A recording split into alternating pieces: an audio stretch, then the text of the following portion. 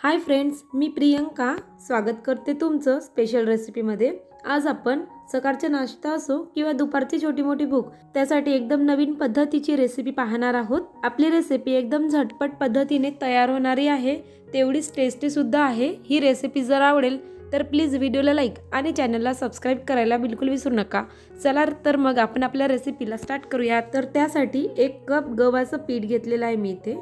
यामध्ये चवीनुसार मीठ टाकायचं, थोडंसं कोथिंबीर घालायचं आणि यामध्ये 1 चमचा भरून तेल टाकायचं आहे। हे सर्व एकजीव करून घ्यायचं।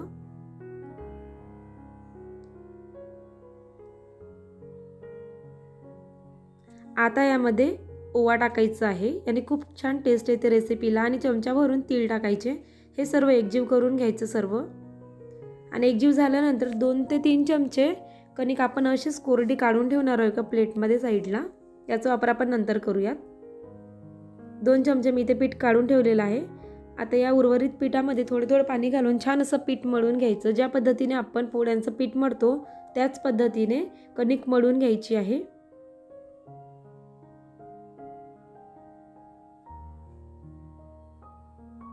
थोडं पाणी घालून छान व्यवस्थित असं कणिक मळून घ्यायची आहे।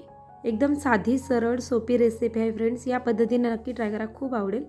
तर खूप छान पीठ मळून झालं, याला मी 10 मिनिटेपर्यंत झाकून ठेवणार आहे। आता दुसरी तयारी करूयात। तर मी ते बटाटे घेतलेले आहेत, 4 उकळून घेतलेले बटाटे आहेत। यांना छान असं मॅश करून घ्यायचं किंवा बारीक किसणीचं साहाय्याने किसून घ्यायचं, म्हणजे यामध्ये गाठी सुद्धा राहणार नाहीत। व्यवस्थित बारीक किसणीच्या साहाय्याने किसून घ्यायचं।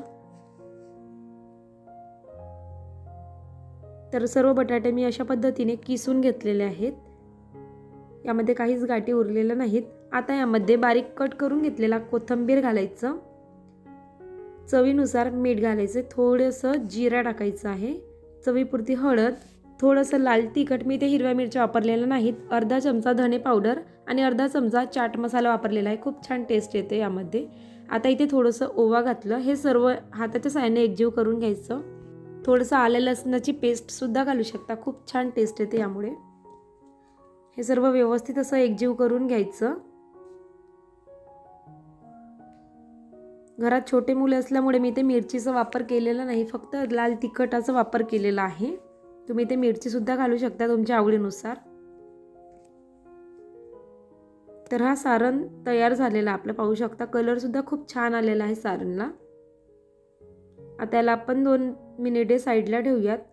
आणि आपण जे सुकं पीठ घेतलेलं होतं त्यामध्ये थोडं पाणी घालून याची ग्रेव्ही तयार करायची आहे। एकदम पाणी घालू नका, एकदम पातळ करायचं नाही आपल्याला, थोडंसं घट्टसर ग्रेव्ही तयार करायचं। व्हिडिओमध्ये दाखवल्याप्रमाणे अशा पद्धतीने तुम्ही स्लरी तयार करून घेऊ शकता, मस्त असं पातळ, थोडी जाडसर अशी। याची कन्सिस्टन्सी तुम्ही पाहू शकता, अशा पद्धतीने झालेली आहे। एकदम पातळही नाही आणि घट्टसरही नाही।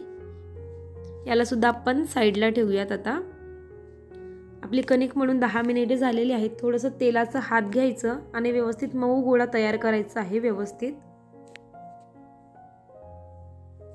हाताला तेल लावल्यामुळे काय होतं की छान असं मऊ गोळा तयार होतो। आता याचे छोटे ज्या पद्धतीने आपण पोळीसाठी गोळे तयार करतो त्याच पद्धतीने सुक्या पिठामध्ये हात डीप करून छोटे गोळे तयार करायचे आहेत। मी एवढ्या पिठामध्ये 3 गोळे तयार करून घेणार आहे सर्वात अगोदर। तर पाहू शकता 3 गोळे तयार केले। आता एक गोळा घेऊन सुक्या पिठामध्ये डीप करायचं आणि ज्या पद्धतीने पोळी लाटतो आपण त्याच पद्धतीने पोळी लाटून घ्यायची आहे, मीडियम आकारामध्ये। एकदम नवीन पद्धतीची रेसिपी आहे फ्रेंड्स, एकदा तरी नक्की ट्राय करा, खूप आवडेल। छोटे मुलं खूप आवडीने खातात।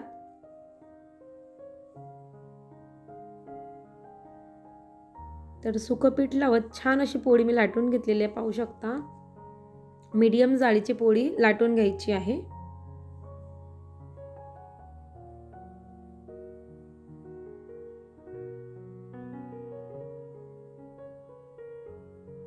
अशाच पद्धतीने सर्व म्हणजे 3ही पोळ्या मी सर्वात अगोदर लाटून घेणार आहे। एक पोळी तयार झाली, दुसरी पोळी सुद्धा अशाच पद्धतीने सुका पिठामध्ये डीप करून मग लाटून घ्यायचं आहे व्यवस्थित अशा आकारामध्ये। सारख्या आकारामध्ये आपण या पोळ्या लाटून घेणार आहोत।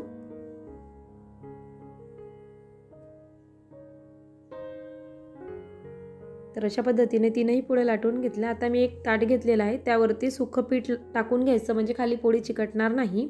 आता वरती एक पोळी टाकून घ्यायची आणि आपण जे आलूचं सारण केलेलं होतं, बटाट्याचं सारण, ते या पोळीवरती एकसारखी अशी लेअर पसरवून घ्यायची आहे। आलूचे बटाट्याच्या छोट्या मोठ्या गाठी राहिल्या असतील तर त्यांना क्रश करावं, म्हणजेच ते गाठी राहणार नाही तिथे। आणि एकसारखं असं पसरवून घ्यायचं आहे आलूचं सारण, बटाट्याचं सारण व्यवस्थित असं। ही रेसिपी बनवायला जेवढी छान वाटते तेवढीच खायला सुद्धा खूप टेस्टी आहे। बनवायला सुद्धा मजा येते आणि खायला तर खूपच टेस्टी वाटते। तर एकसारखी लेअर पसरवून झालेली आहे। यावरती थोडं कांदा भुरकवून घ्यायचं, म्हणजे दाताखाली आलं की खूप छान टेस्टी वाटते।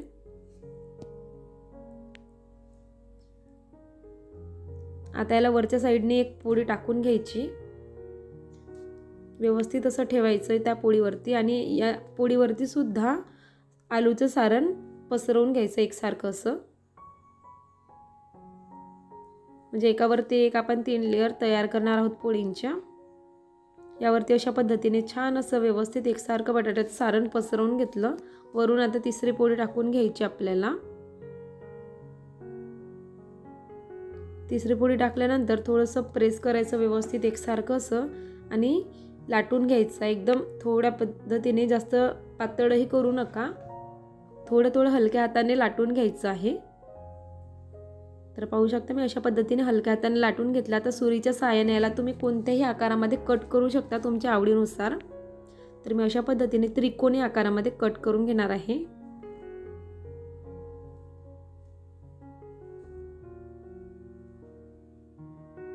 चौकोनी शेपमध्ये सुद्धा तुम्ही कट करू शकता तुमच्या आवडीनुसार, पण या शेपमध्ये दिसायला सुद्धा छान वाटतं आणि खायला तर खूपच टेस्टी आहे।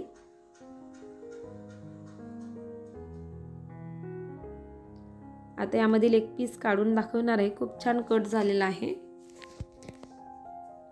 तर सर्व पीसेस मी अशाच पद्धतीने काढून घेतलेला आहे एका प्लेटमध्ये।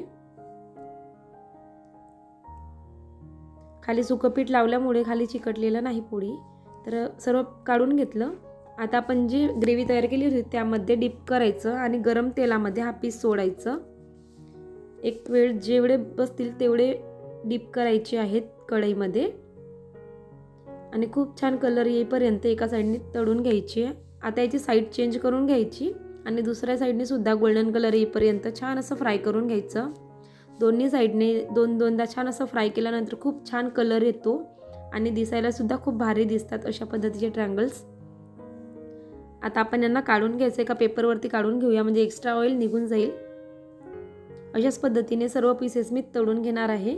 दिसायला जेवढे भारी आहेत तेवढेच खायला सुद्धा टेस्टी आहेत। खूप छान पद्धतीची रेसिपी आहे फ्रेंड्स, एकदा तरी नक्की ट्राय करा, खूप आवडेल। कोणत्याही प्रकारच्या चटणीसोबत खाऊ शकता तुम्ही।